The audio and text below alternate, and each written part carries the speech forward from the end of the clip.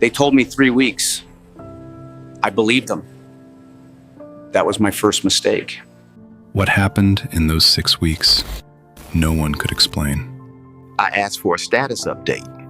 I never spoke to the person actually building my parts. Every night, refreshing emails, waiting.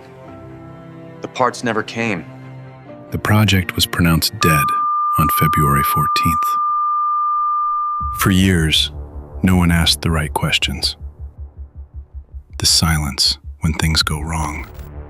The promises no one intends to keep. Someone decided to talk.